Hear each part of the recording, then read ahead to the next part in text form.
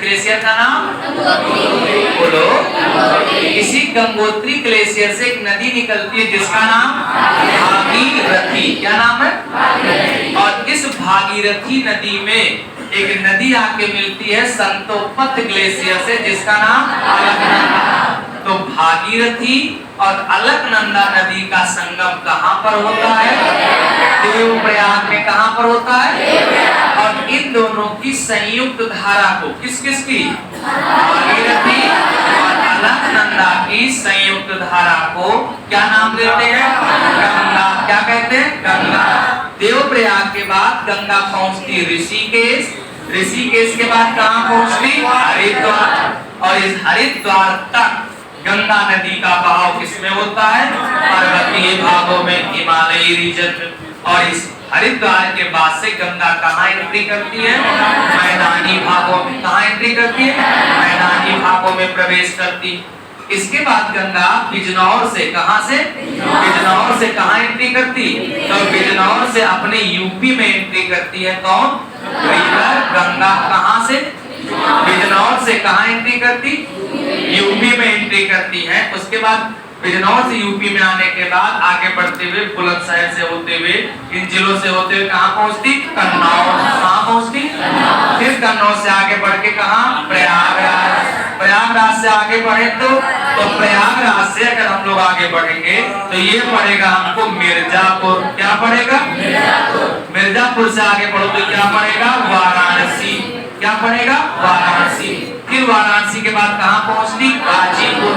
और फिर गाजीपुर के बाद पहुंचती बलिया। और बलिया से यानी यूपी के कुल 28 जिलों में, कितने जिलों में? उत्तर प्रदेश के कितने जिलों में गंगा बहती है? 28। 28 जिलों से प्रवाहित होके कहाँ के? उत्तर प्रदेश के 28 जिलों से गंगा प्रवाहित होने के बाद एंट्री कहाँ से की? बिजनौर। एक बार फिर से बोलिए, कहाँ से एंट्री किया? और यूपी को छोड़ा कहाँ से? बलिया। तो कहाँ से लेकर? बिजनौर से। कहाँ तक? कितने जिलों में? 28 जिलों में प्रवाहित होने के बाद जो गंगा नदी है वो कहाँ एंट्री करती? कहाँ? बिहार। कहाँ एंट्री करती? बिहार। और जब बिहार में पहुंचती है तो बिहार में छपरा, पटना, हाजीपुर, भागलपुर जैसे जिलों से प्रवाहित होने के बाद ये नदी कहाँ पहुंच जाती है? थोड़ा सा झारखंड को टच करती है। कौन सा जिला है झारखंड का? साहिबपुर। और इसको पार करने के बाद ये कहाँ चली जाती है? तो इस झारखंड के बाद ये थोड़ा सा एंट्री करती कहाँ? पश्चिम बंगाल। कहाँ एंट्री करती? और पश्चिम बंगाल में 2 शाखाओं में बढ़ जाती है। एक शाखा का नाम हुगली। क्या नाम है? हुगली। और दूसरी शाखा का नाम पड़ता है गंगा। ये गंगा कहाँ आती? बांग्लादेश में। कहाँ आती? बांग्लादेश में। और इसमें आकर के जो नदी मिलती है इसका नाम है ब्रह्मपुत्रा। ब्रह्मपुत्रा असम के बहने के बाद कहाँ एंट्री करती? बांग्लादेश। बांग्लादेश में इसमें आके मिलती है सिक्किम की ओर से नदी आती है। कौन? तिस्ता। तिस्ता के मिलने के बाद इसका नाम जमुना। जमुना और गंगा जब मिलती है तो नाम पद्मा। और फिर ये मेघना के नाम से कहाँ गिर जाती है? बंगाल की खाड़ी में। कहाँ गिर जाती है? बंगाल की खाड़ी में गिरती है। कौन सी नदी? गंगा और ब्रह्मपुत्रा। यहाँ जो डेल्टा इनके द्वारा बनाया गया है इसी डेल्टा को नाम क्या देते हैं? सुंदरबन का डेल्टा। क्लियर है इतना? एकदम बोलो। फिर इसके बाद हम लोग उत्तराखंड चले तो उत्तराखंड में एक ग्लेशियर है यमुनोत्री। क्या नाम है? यमुनोत्री। और जो उत्तराखंड में यमुनोत्री ग्लेशियर है उस यमुनोत्री ग्लेशियर से नदी निकलती है यमुना।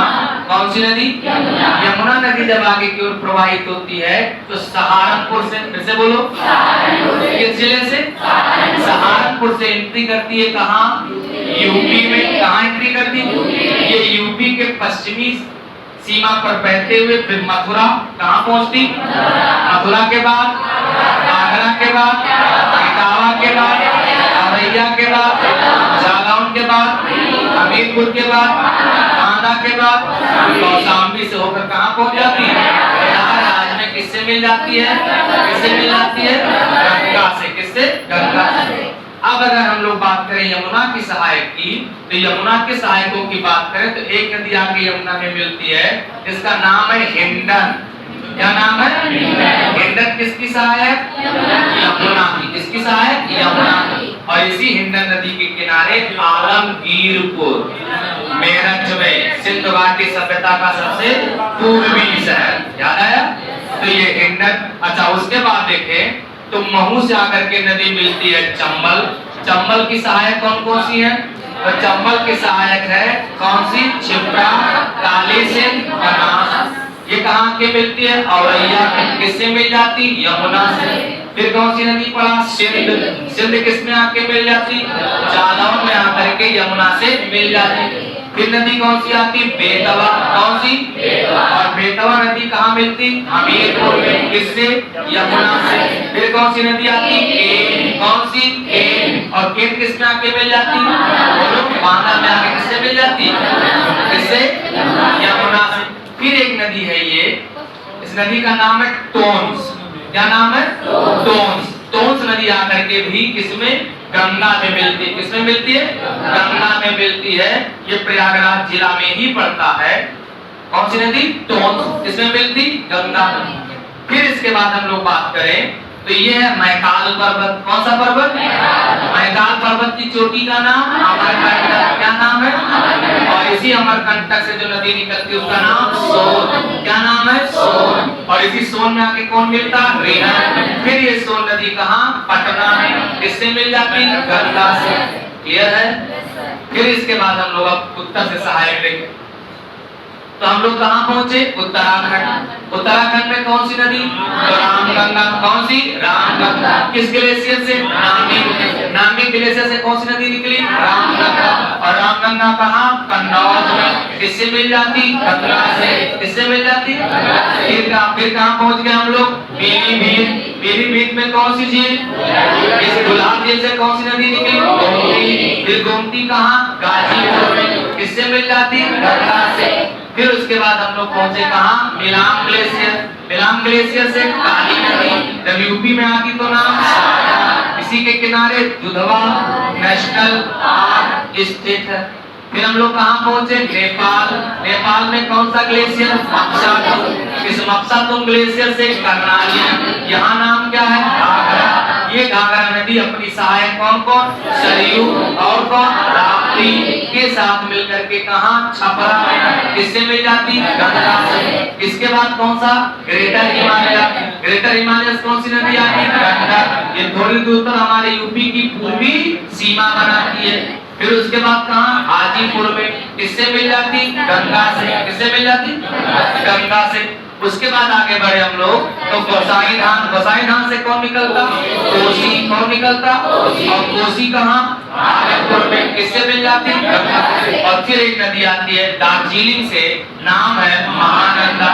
ये भी किससे मिल जाती? गंगा। क्लियर एकदम?